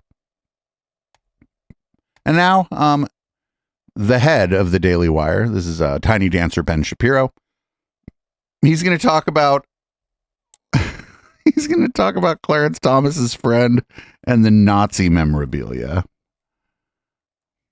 And it's going to be fantastic. And apparently he's a very, very bad man. You're not allowed to be friends with Justice Thomas because apparently they're now accusing him, I'm not kidding you, of being like a Nazi. The reason is because this is what Nazis do. They make friends with Clarence Thomas. That Nazis, famous for loving black people. That this is one of the things they're most famous for. So Kevin Cruz, who is just a ridiculous human being, a pseudo-academic over at Princeton University who has somehow avoided plagiarism charges that have gotten him kicked out of the university. He tweeted out, I've spent decades of my life researching and writing about white supremacists, and no, I don't have any paintings or statues of them in my house because that's not something you do with the people you hate. What's he talking about there? Well, apparently, Harlan Crow collects basically memorabilia from defunct communist and Nazi states, and he has a garden in which he displays these things to show what... I didn't hear about the communist stuff. Is there communist stuff out there too? Capitalistic free market and Judeo-Christian ethic has overcome. Apparently, this now means you're a fan of these things. So, if you own a piece of memorabilia from an evil regime, in order to demonstrate to your children, so that people remember for the future what that evil regime was, this means you're now a fan of that thing, according to Kevin Cruz. This is the actual thing they're going for. According to the Washingtonian, when Republican megadonor Harlan Crow isn't lavishing Justice Thomas with free trips on his private plane and yacht, he lives a quiet life in Dallas among his historical collections. These collections include Hitler artifacts, 2 of his paintings of European cityscapes, a signed copy of Mein Kampf, assorted Nazi memorabilia, plus a garden full of statues of the 20th century's worst despots. He said that he's filled his property with these mementos because he hates communism and fascism. Well, I mean, that seems like a reason why you might own this stuff is to remember the things that you hate. That's it. But apparently this makes him a Nazi and a communist. Yo, you can remember that you don't like the Third Reich without having a fucking signed copy of Mein Kampf. I feel like the signed copy of Mein Kampf, just gives away the game there, baby. You no more plausible deniability when you're like, oh, I'm really proud of this signed copy of Mein Kampf that I have. My God. Oh no. There's Tiny Dancer Ben talking about fucking Cleopatra. The notion that Cleopatra was black is silly. I mean, again, you're allowed to do this in Hollywood because, of course, the only thing that matters is our weird, parochially American perception of what race matters. It's super, super strange. By the way, we actually have sculptures of Cleopatra. It's not as though there's like nothing to indicate what Cleopatra looked like. There's a Roman sculpture of Cleopatra from like the mid-1st century, around the time of her visits to Rome. And she looks Greek because she was probably Greek. Wait, what? Entire Hollywood. Was Cleopatra probably Greek? I don't know. I'm not a Cleopatraologist, but I think this is incorrect. Trying to cast Gal Gadot as Cleopatra. Gal Gadot undoubtedly looked a lot more like Cleopatra than anybody who's being cast in this particular production. Now, again, you can cast however you want, but I've noticed a certain pattern in Hollywood, which is that people who clearly are not black are now being cast as black. But if you ever did the reverse, then it would be no way, right? That would be racism of the highest order. In fact, you'll recall that there was there's this Shonda Rhimes show, Bridgerton, in which is Queen Victoria, is it? I don't watch Bridgerton because I'm a dude and I have testicles. So Bridgerton is maybe if you'd watch some TV with your wife I'm gonna let that one go. For women. And also a racially strange show in which a bunch of white people are cast as black people, sort of like Hamilton. A bunch of white people are cast as people of color, and all the rest. And again, if we're just going to do race neutral casting on everything, I'm here for it. Fine, all right, that's cool. But that also means that he'd be mad about that too. Martin Luther King, right? It also means that we're going to need Christian Bale as like Booker T. Washington, like But Christian Bale probably wouldn't. Christian Bale, you'd be like, you want to cast me as who? You do it or you don't, okay? You don't get to make up. In this particular case, it's even worse because they're actively trying to claim a thing that was not true for purposes, presumably, of suggesting that there was a whitewashing of Cleopatra's history. That there was an attempt to whitewash Cleopatra, probably turning her into a white lady, but actually, she was probably a black lady. I mean, what the fuck? Yeah, they probably did try to whitewash Cleopatra. They tried to whitewash everything. They tried to make every historical figure white. Yeah. I don't know. Why is he so mad? Why does he always get mad when they have a black person doing anything? Black person does something, Ben Shapiro gets pissed. My God. What if she just absolutely kills it in the role? Like, all right. We got time for one more. This was like one of the biggest dockets I've ever had. We probably got to like a third of it. You can check out the whole docket, bang docket in the chat, or check it out in the show notes. Check out the things we missed. But don't worry, we're going to check in on old Jordy Pete before we go on into red light. Don't worry, everybody. Here's Jordan Peterson. And his guest is probably worse than he is, but we'll see here. Everyone is terribly concerned about the suicide rate among kids who are questioning or confused about their gender identity. And of course, we have to always be concerned. One suicide is too many. We're all on the same page about preventing suicide. Okay, but no one is talking about the fact that, you know what? Some of the parents are suicidal. What? This whole thing is driving some of the parents to feeling suicidal. And I'm talking about parents who have gone through the most terrible things in their lives. And this issue, this particular ordeal with their child, seeing their child slip away and become someone unrecognizable, both in terms of their personality and their physical persona, and in terms of their future losses. Will this child be totally estranged from the family? Is this child— Well, that's up to the family, you horrible lady. Come visit me when I'm sick in the hospital? Well, yes, unless you're a shit to them. Is this child— Even if you are a shit, I bet a bunch of people were hella shitty to their kids, and their kids still visit them in the hospital when they get older. you know, going to come to their siblings' weddings? Are the siblings a bunch of shits? The siblings mistreating their trans sibling? If so, yeah, then don't go to their fucking wedding. Fuck their wedding. I can barely imagine anything worse than being in a situation where you have a child who's being pressured by ideologues and potentially your spouse as well to radically transform themselves in an extraordinarily destructive way, in a manner that's going to echo down the decades, that's going to disrupt the entire family structure permanently, and that's going to— It only disrupts the family structure if the family is disgustingly uncool.